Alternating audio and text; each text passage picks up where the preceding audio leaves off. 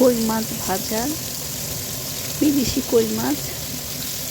তো এটা অনেকেই খায় না, তো আজকে আমি যেভাবে রান্না করব দেখেই খেতে ইচ্ছা করবে।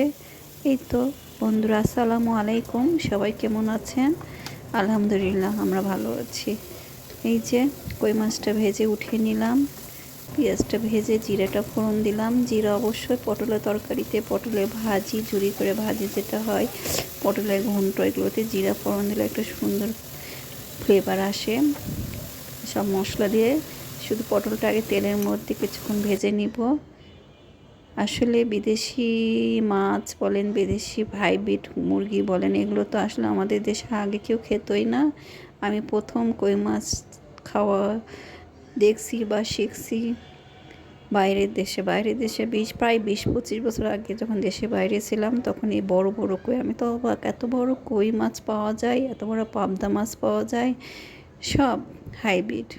লুনা মাছ, ভেদা মাছ, আপনি যে আমাদের দেশে যেগুলো মাছ পাওয়া যায় না, বাইরের দেশে সব সেগুলো পাওয়া যায়, হাইব্রিড চাষ করা থাইল্যান্ডের মাছগুলো। তো কই মাছটাও প্রথম ওই দেখলাম, ওখানে যে খাওয়া শিখলাম, তারপর তো দেশে এসে দেখলাম সব পাওয়া যায়। তো এইভাবে রান্না করে খাবেন। আল্লাহ হাফেজ।